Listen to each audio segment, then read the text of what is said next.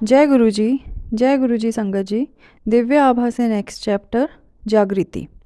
जेसो चंद उगे सूरज चढ़े हजार, इत्थे चानन हुंदिया गुरु बिन घोर अंधियार।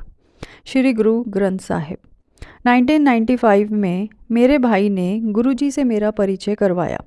पहली बार मैं उनके चरण स्पर्श कर ही रही थी कि उन्होंने मुझे जतिंदर कहकर संबोधित किया।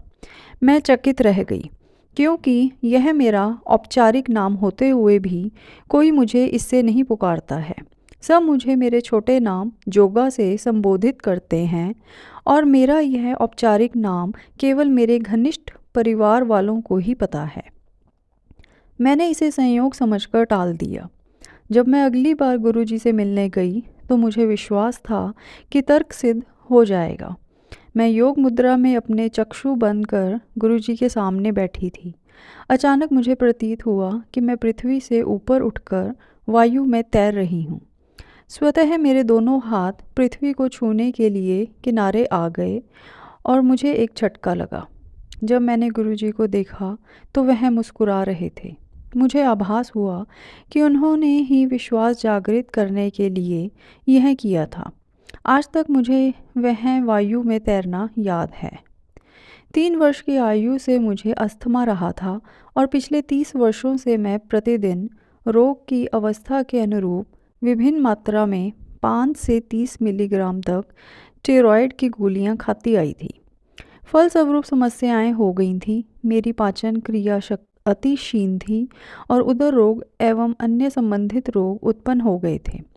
अस्थमा और संपोडियोलोसिस के लिए अक्सर चिकित्सालय में समय व्यतीत करना पड़ता था। गुरुजी की संगत में आने के उपरांत धीरे धीरे मेरे सब रोग और तनाव समाप्त हो गए। प्रत्येक संगत में आकर मुझे और अधिक शांति मिलती थी। कुछ ही दिनों में गुरु कृपा से मैं अपने आप को सामान्य अनुभव करने लगी और रोग का उपचार बिना किसी औषधियों या तप के हुआ। केवल लंगर और आस्था से मैं स्वस्थ हो रही थी। कुछ वर्ष पूर्व मेरे पति ने अपने अभिलेखन केंद्र के लिए कीमती स्विस मशीनें ली थीं। व्यवसाय में अड़चनें थीं और मशीनों की अति आवश्यकता थी, पर व्यावसायिक ध्वनि केंद्र के लिए उन्हें आयात करने में बहुत अधिक और जटिल नियम थे। अतः कठिनाइयाँ मुंह पसारे खड़ी थीं। फिर अचानक ही उस विदेशी कंपनी से कोई सज्जन आए और उन्होंने मेरे पति से मिलकर थोड़े से वार्तालाप के बाद आयात करने में सहायता कर दी। हम उनको जानते नहीं थे। ऐसा लगा जैसे उन्हें हमारे पास भेजा गया हो। व्यवसाय में उत्पन्न कठिनाइयों को दूर करने के लिए हम गुरुजी के आभारी हैं। जय गुरुजी। संगीत के स्वर। एक अवसर पर एक प्रसिद्ध पंजाबी गायिका गुरुजी की संगत में गाने के लिए आ रही थी। गुरुजी ने मेरे पति को उनका कार्यक्रम अभिलेखित करने को कहा। उस स्थल पर संगीतकार के यंत्र पहले ही लगे हुए थे। जब मेरे पति ने गुरुजी को इस बारे में बताया तो उन्होंने उन्हें संगत में बैठकर संध्या का आनंद लेने को कहा।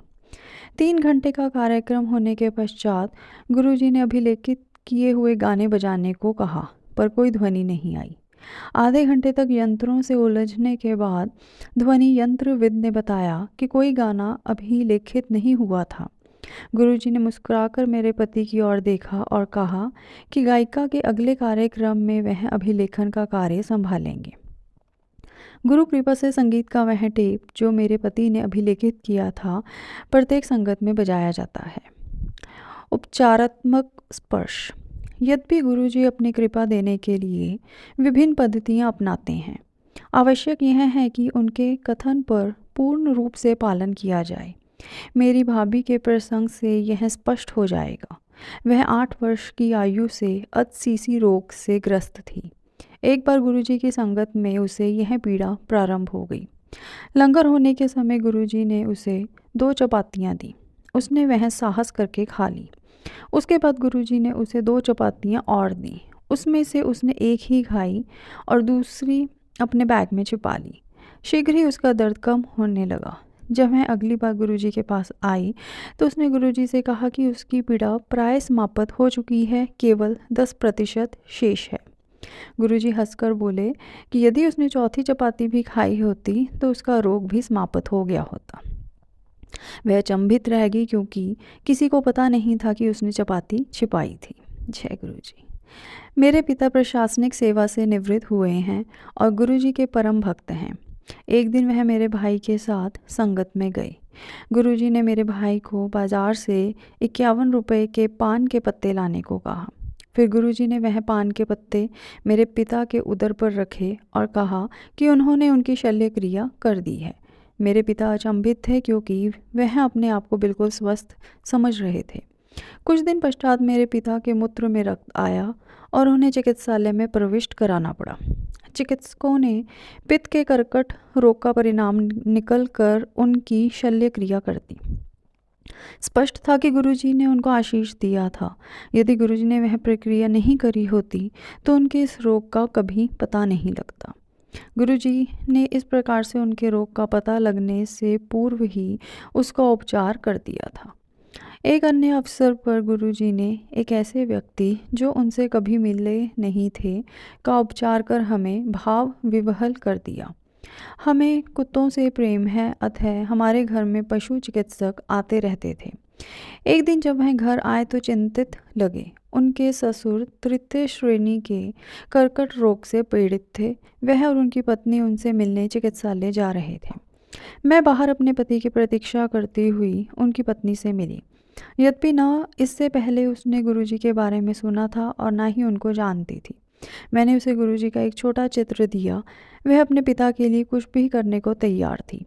उन्होंने वह संभवतः अपने पिता की कमीज की जेब में या तकिए के नीचे रख दिया। जैसे मैंने उनको कहा था, उस रात्रि उनके पिता की अवस्था बिगड़ी, पर अगले दिन उसमें आश्चर्यजनक सुधार आया और 4 दिन में वह चिकित्सालय से घर आ गए। ऐसा लगा कि किसी ने उनके रोग को खींचकर बाहर निकाल दिया था, क्योंकि उनकी पीठ में एक गड्ढा सा बन गया था। हमारी खुशी का ठिकाना नहीं रहा जब वह संगत में आए। उनके ससुर ने जब मुझे धन्यवाद दिया तो मैंने उन्हें गुरुजी का धन्यवाद करने को कहा। जय गुरुजी। मेरे अमरीकी बच्चे। पाठशाला में पढ़ते हुए मेरे बच्चों को गुरुजी अमरीकी कहकर पुकारते थे। हमें इसका कारण समझ नहीं आता था। बच्चों के मन में विदेश जाने की ना तो कोई रुचि थी और ना ही कोई योजना, परंतु वह तो भविष्य देखते हैं। आज मेरा बड़ा पुत्र कनाडा में है और छोटे को कैलिफोर्निया की एक शिक्षा संस्था में प्रवेश मिला है। गुरुजी ने मेरे बच्चों के अध्ययन में भी सहायता करी। उनकी दया से मेरे छोटे बेटे को कंप्यूटर विज्ञान परीक्षा में राज्य में द्वितीय स्थान प्राप्त हुआ। आज के युग में धोखा, संदेह और नकारात्मकता बहुत अधिक है। रोग हर स्थान पर हैं। गुरुजी से मिलकर मैं भाग्यशाली हूँ। उन्होंने जीवन के कष्ट और समस्याएं दूर कर विश्वास, स्वास्थ्य और अध्यात्म दिया है। इससे हम जीव और परम की अति सुंदर विधियों को समझ पाए हैं। गुरुजी के अद्भुत भाव से प्रत्येक अनुयायी को उनके समक्ष विशिष्ट होने का आभास होता है और प्रत्येक दिन उनकी कृपाओं से परिपूर्ण होता है। यह सत्संग लिखा गया है श्रीमती जोगा चिमा, चंडीगढ़ से। जय गुरुजी। शुक्राना गुरुजी। जय गुरुजी। जय गुरुजी संगत जी। दिव्य आभा से नेक्स्ट चैप्टर। गुरुजी के आदेश से। मैं किसी ऐसे गुप्त रोग से पीड़ित थी जिसका उपचार नहीं हो पा रहा था। सब प्रसिद्ध चिकित्सालयों इंद्रप्रस्थ, अपोलो, मैक्स, एम्स आदि में मेरे अनेक परीक्षण हो चुके थे, किंतु किसी रोग का प्रमाण नहीं मिल रहा था। मैंने लगातार गुरुजी के पास आना प्रारंभ कर दिया। गुरुजी ने मुझे बड़े मंदिर में सेवा करने को कहा। मैंने उनकी आज्ञा का पालन किया। 4-5 दिन पश्चात जब मैं चिकित्सक के पास गई तो रोग का निदान हो गया। वह एक गंभीर प्रकार का रक्त संक्रमण था। चिकित्सक ने मुझे चेतावनी दी थी कि उपचार लंबा और पीड़ादायक होगा, परंतु गुरुजी को यह स्वीकार नहीं था कि उनके भक्त को इतने कष्ट उठाने पड़े। मुझे चिकित्सालय में प्रविष्ट करके उपचार प्रारंभ किया गया, परंतु 4 दिन के पश्चात ही मुझे वहाँ से मुक्ति भी मिल गई। मुझे औषधियाँ लेने को कहा गया। अब मैं स्वस्थ सानंद हूँ। ऐसी कृपा असाधारण नहीं है। जब भी गुरुजी कुछ निर्देश दें तो उसका अक्षरश पालन हो। उसका तर्क नहीं ढूंढना चाहिए। उनका आदेश भक्त के लिए उनका आशीर्वाद है और वह उसके लाभ के लिए है। गुरुजी को धन, उपहार या प्रसन्न करने वाले भाव पसंद नहीं हैं। वह केवल सच्चे प्रेम से प्रसन्न होते हैं। ऐसा प्रेम जिसमें कोई आशा ना हो, कोई प्रतिबंध ना हो, कोई शर्त ना हो और जो गुरु जी का कहा स्वीकार करे। विश्व में कहीं भी हर समय वह सदा साथ हैं और सच्चे प्रेम का प्रतिदान करते हैं। उनको केवल प्रेम से स्मरण करने की आवश्यकता है। यह सत्संग लिखा गया है श्रीमती ज्योति गुप्ता, दिल्ली से। जय गुरु जी, शुक्राना गुरु जी।